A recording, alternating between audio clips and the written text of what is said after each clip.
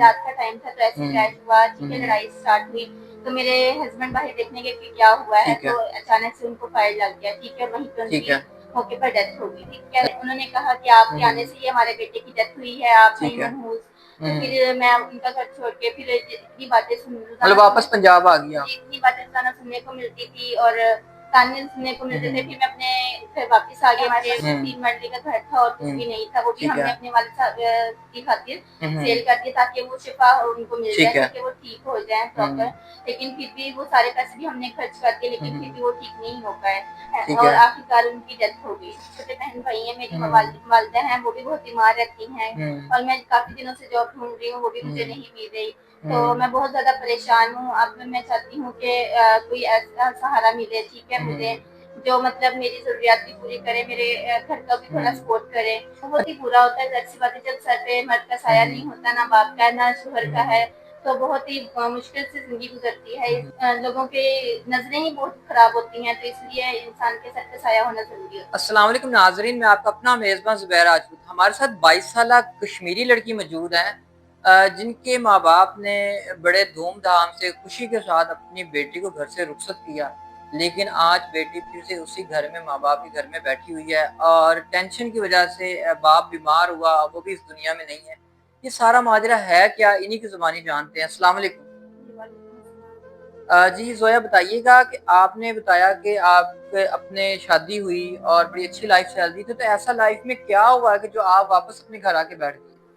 جس میں ہم لوگ بیسیکلی کشمیری ہیں، کشمیر میں رہتے تھے، ٹھیک ہے، پھر وہاں سے میرے والد صاحب کام کے سلسلے میں پنجاب آ گئے، پھر میں یہاں پہ پنجاب میں ہماری پرورش ہوئی، تعلیم وغیرہ حاصل کی، تو پھر ایسے ہی دیکھتے دیکھتے ہم بڑے ہو گئے، جیسے ٹائم گزرتا گیا۔ اس کے بعد ہم ظاہر سی بات ہے بڑے ہو گئے، والد صاحب نے اپنا فرض ادا کرنا تھا، میری شادی کر دی۔ بیسیکلی ہم کشمیر سے تھے تو خاندان نے میری شادی کر دی کشمیر میں، ٹھیک ہے۔ اچھا، پہلے زویا آپ مجھے یہ بتائیں کہ آپ جب کشمیری تھے اور کشمیر سے تعلق ہے آپ کے والد صاحب کا، تو آپ پنجاب میں کیوں شفٹ ہوئے؟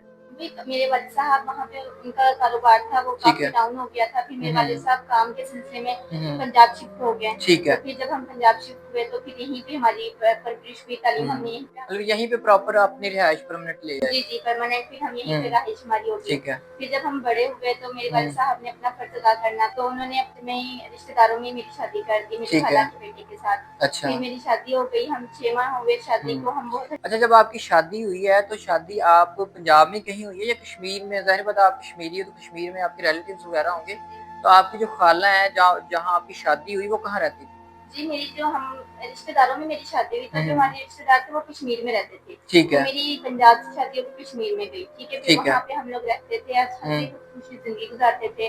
تو اس کے بعد جیسے یہ پاکستانی اور انڈیا میں لڑائی جھگڑے وغیرہ جنگیں وغیرہ ہوئی، تو پھر جیسے ہمارا جو بارڈر کے پاس ہی ہمارا گھر تھا، ٹھیک ہے، اور ایک جنگ ہو رہی تھی، تو ایک شام کو رات کا ٹائم تھا، تو جنگ اسٹارٹ ہوئی، تو میرے ہسبینڈ باہر دیکھنے گئے کہ کیا ماجرا ہے، کیا ہوا ہے۔ مطلب عام روٹین میں جس طرح اکثر ہوتا ہے کہ پاکستان انڈیا کی کلاشز اکثر کشمیر بارڈر پہ ہو جاتی ہے، فائرنگ ہو جاتی ہے اکثر۔ جی ایسے ہی ہے، رات کا ٹائم تھا تو ایسے کریش ہوا، ٹھیک ہے، لڑائی اسٹارٹ ہوئی، تو میرے ہسبینڈ باہر دیکھنے گئے کہ کیا ہوا ہے، تو اچانک سے ان کو فائر لگ گیا، ٹھیک ہے، وہیں پہ ان کی موقع پر ڈیتھ ہو گئی۔ تو اب مجھے آپ یہ بتائیے کہ آپ کی شادی کو کتنا عرصہ ہوا تھا؟ جی ہماری شادی کو 6 منتھ ہوئے تھے، ٹھیک ہے، 6 منتھ ہوئے تھے ہماری شادی کو، ہم بہت ہنسی خوشی زندگی گزار رہے تھے، اور اچانک سے یہ حادثہ ہوا اور ہسبینڈ ہیں ان کی ڈیتھ ہو گئی اچانک ہی، تو پھر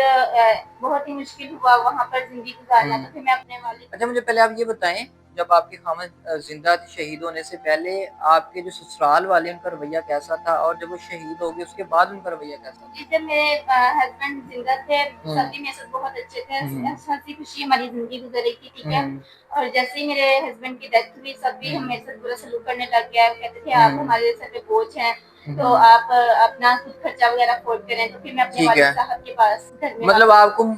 یہ شوق روایا کہ آپ منحوس ہیں اور ان کا بیٹے کی جو شہادت ہوگی شادی کے بعد؟ جی وہ کہہ رہی تھی، انہوں نے کہا کہ آپ کے آنے سے ہی ہمارے بیٹے کی ڈیتھ ہوئی ہے، آپ نہیں منحوس۔ تو پھر میں ان کا گھر چھوڑ کے پھر اتنی باتیں واپس پنجاب آ گیا، اتنی باتیں روزانہ سننے کو ملتی تھی اور تانے سننے کو ملتے تھے، پھر میں اپنے گھر واپس آ گئی، اپنے والدین کے گھر آ گئی، ٹھیک ہے۔ تو میرے والد صاحب نے جب یہ سنی بات، میرے ہسبینڈ کا بھی ایک حادثہ اتنا بڑا سنا اور ہماری گھر کی بھی جو कि माँ ظاہری बाप بات ہے کہ جوان بیٹی گھر بیٹھ جائے اور ایک نئے نئی شادی ہوئی تھی اور آپ کے شوہر کی شہادت کی وجہ سے ظاہر میں پریشانی تو ہوتی ہے ماں جی باپ جی کو. تو میرے والد صاحب کو ایک دم اٹیک ہو گیا یہ اتنی بڑی پریشانی سن کے ٹھیک ہے تو ان کو ہم ہاسپٹل لے کے گئے کافی زیادہ ان کی سیریس کنڈیشن ٹھیک تھی ہے. ٹھیک ہے تو پھر ہاں بہت سارا ان پہ پیسہ لگایا ہم نے لیکن پھر بھی وہ پراپر صحیح کنڈیشن میں نہیں آئے پھر ہمارا ایک 3 مرلے کا گھر تھا پنجاب میں وہ بھی ہم نے سیل کر دیا ٹھیک ہے. ان پہ سارے وہ بھی پیسے لگائے ہم نے لیکن کوئی بھی آرام نہیں آیا ٹھیک ہے وہ مزید ان کی حالت جو کنڈیشن ہے وہ خراب ہوتی گئی. مطلب آپ نے اپنے والد کو بچانے کے لیے جو آپ کے والد کی ساری زندگی کی جمع پونجی تھی 2.5 مرلے کا مکان وہ آپ نے بیچ کے اپنے والد صاحب کے علاج پہ پیسہ لگا دیا. جی جی ایسا ہی ہے ہمارے پاس 3 مرلے کا گھر تھا اور کچھ بھی نہیں تھا وہ بھی ہم نے اپنے والد صاحب کی خاطر سیل کر دیا تاکہ وہ شفا ان کو مل جائے تاکہ وہ ٹھیک ہو جائیں پراپر لیکن پھر بھی وہ سارے پیسے بھی ہم نے خرچ کر دیے لیکن پھر بھی وہ ٹھیک نہیں ہو پائے اور آخرکار ان کی ڈیتھ ہو گئی. اچھا مجھے یہ بتائیں کہ ابھی والد صاحب کا سایہ بھی سر پہ نہیں ہے شادی ہوئی شوہر کی بھی شہادت ہو گئی ابھی اپنی بیمار والدہ کے ساتھ اکیلی رہتی ہیں چھوٹے بہن بھائی ہیں وہ بھی اسکول نہیں جاتے کیا فیل ہوتی ہے کس طرح لائف گزار رہی ہیں اور کیسے گزارا کر رہی ہیں؟ جی وہی میرے چھوٹے چھوٹے بہن بھائی ہیں میری والدہ ہیں وہ بھی بہت بیمار رہتی ہیں اور میں کافی دنوں سے جاب ڈھونڈ رہی ہوں وہ بھی مجھے نہیں مل رہی تو میں بہت زیادہ پریشان ہوں اب میں چاہتی ہوں کہ کوئی ایسا سہارا ملے ٹھیک ہے مجھے جو مطلب میری ضروریات بھی پوری کرے میرے گھر کا بھی تھوڑا سپورٹ کرے. اچھا مجھے پہلے آپ یہ بتائیں کہ آپ ابھی جو گھر کا نظام چل رہا ہے آپ نے بتایا کہ کرائے پہ گھر ہے اور بہن بھائی اسکول نہیں جاتے گھر بیٹھے ہیں تو کھانا پینا کیسے گزارا کر رہی ہیں کیسے اپنی یہ دن گزر رہے ہیں آپ کے؟ ایکچولی مجھے نا اسٹیچنگ آتی تھی ٹھیک ہے تو میں بہت کم لوگ ہیں جو کپڑے وغیرہ مجھے دیتے ہیں میں وہ اسٹچ کر کے بہت ہی مشکل سے اپنے گھر کا تھوڑا گزارا کر رہی ہوں مشکل سے. ٹھیک ہے. اچھا مجھے بتائیں جب گھر سے باہر کام کے لیے نکلتی ہیں یا کچھ چیزیں لینے کے لیے نکلتی ہیں تو لوگوں کا آپ کے ساتھ رویہ بیہیویئر کیا ہے؟ بہت ہی برا ہوتا ہے ظاہر سی بات ہے جب سر پہ مرد کا سایہ نہیں ہوتا نہ باپ کا نہ شوہر کا ہے تو بہت ہی مشکل سے زندگی گزرتی ہے لوگوں کے نظریں ہی بہت خراب ہوتی ہیں تو اس لیے انسان کے سر پہ سایہ ہونا ضروری ہوتا ہے. ٹھیک ہے. اچھا مجھے یہ بتائیں کہ آپ نے بتایا کہ کرائے کا گھر ہے کتنے ماہ کا کرایہ جمع ہو چکا کتنا قرضہ آپ کے اوپر ہو گیا اور جنہوں نے قرضہ لینا ہے ان کا آپ کے ساتھ رویہ کیسا ہے؟ جی جب میرے والد صاحب کی طبیعت کافی زیادہ خراب ہو گئی تھی ہم نے کافی جگہوں سے قرضے بھی لیے تھے رشتے داروں سے بھی لیے ہوئے ہیں اور بھی کافی جگہوں سے لیے تھے اب ظاہر سی بات ہے ہمارے پاس ایک گھر تھا وہ بھی ہم نے سیل کر کے اپنے والد صاحب پہ لگا دیا. اب میرے پاس مزید کوئی پیسے نہیں ہے جو میں ان کا قرضہ اتاروں میں نے ان سے ٹائم مانگا لیکن وہ بالکل بھی مجھے ٹائم نہیں دے رہے اور بہت ہی مجھے دن رات پریشان کرتے ہیں مطلب ڈسٹرب کرتے ہیں. جی جی ایسا ہی ہے بہت زیادہ پریشان کر رہے ہیں لیکن میں بہت زیادہ پریشان ہوں کہ میں وہ کیسے ان کا قرضہ ادا کروں. ٹھیک ہے. اچھا مجھے آپ یہ بتائیں کہ آپ کی جو ویڈیو ہے وہ آل اوور ورلڈ میں دیکھی جا رہی ہے ہمارے پاکستانی بھائی دیکھ رہے ہیں اوورسیز پاکستانی بھائی دیکھ رہے ہیں دبئی یورپ ممالک میں سعودی عرب میں دیکھی جا رہی ہے تو اگر کوئی ایسا شخص جو آپ سے شادی کی خواہش رکھتا ہو اور وہ آپ کے گھر کے اخراجات بھی اٹھا لے ذمہ داری بھی اٹھا لے آپ کے چھوٹے بہن بھائیوں کے اسکول کا خرچہ بھی اٹھا لے آپ کی والدہ کی میڈیسن کا خرچہ بھی اٹھا لے اور آپ کی زندگی ضروریات کو تمام خواہشات کو پورا کرے لیکن وہ ایک شرط رکھ دے کہ وہ کہے جی میں نے نکاح کرنا ہے تو کیا کہتی ہے اس بارے میں؟ جی سب سے اچھی بات ہے نکاح تو سب سے اچھی بات ہوتی ہے نکاح ہونے کے بعد انسان کے سر پہ ایک سایہ آ جاتا ہے مسئلہ تو میں راضی ہوں میں بھی مطلب نکاح کرنے کے لیے تیار ہیں آپ؟ جی میں نکاح کرنے کے لیے تیار ہوں. اچھا مجھے یہ بتائیں کہ جس سے نکاح کریں گی کیا ڈیمانڈز رکھتی ہیں کیا اس کے اندر کوالٹیز دیکھتی ہیں؟ یہ کہ وہ اچھا ہو ساتھ دینے والا ہو اور ذمہ داریاں اٹھانے والا ہو. ٹھیک ہے مطلب لاپرواہی نہ ہو اور آپ کے تمام گھر کے اخراجات اٹھائے. جی جی ایسے لاپرواہ وغیرہ نہ ہو اچھا ہمارے گھر کا سارا سسٹم چلائے. ٹھیک ہے. اچھا مجھے یہ بتائیں کہ اگر کوئی ایسا شخص جو عمر میں آپ سے تھوڑا بہت زیادہ ہو کیونکہ آپ کی ایج 22-23 سال ہے کم ایج ہیں آپ اور یہ تو ایک اللہ کی طرف سے آپ کے ساتھ جو بھی مسئلے مسائل ہوئے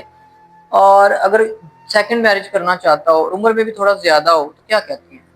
جی مجھے اس سے کوئی مسئلہ نہیں ہے بس ذمہ داری اٹھانے والا ہونا چاہیے اور ساتھ نبھانے والا ہونا چاہیے. ٹھیک ہے مطلب اس چیز سے آپ کو کوئی اعتراض نہیں ہے مطلب آپ کو رہنے کے لیے چھت مل جائے 2 ٹائم کا عزت کے ساتھ کھانا مل جائے آپ کے بہن بھائیوں کو پڑھائے آپ کا خیال رکھے آپ کی خواہشات پوری کرے تو آپ تیار ہیں؟ جی میں تیار ہوں مجھے کوئی جی ناظرین تو 22 سالہ کشمیری لڑکی کی ساری داستان آپ نے سن لی ہے انڈیا پاکستان بارڈر پہ گھر ہونے کی وجہ سے شوہر کی شہادت ہو جاتی ہے اور آج یہ ان حالاتوں میں ہے کہ ان کے ٹینشن کی وجہ سے ان کے والد صاحب کو ہارٹ اٹیک ہوا وہ بھی اس دنیا میں نہیں رہے ایک گھر ساری زندگی کی جمع پونجی تھی وہ بھی اپنے والد صاحب پہ لگا دیا آج والدہ بھی گھر پہ بیمار ہے چارپائی پر لیٹی ہوئی ہیں, 2 چھوٹے بہن بھائی بھی اسٹڈی سے محروم ہیں اور خود بھی پریشان ہیں.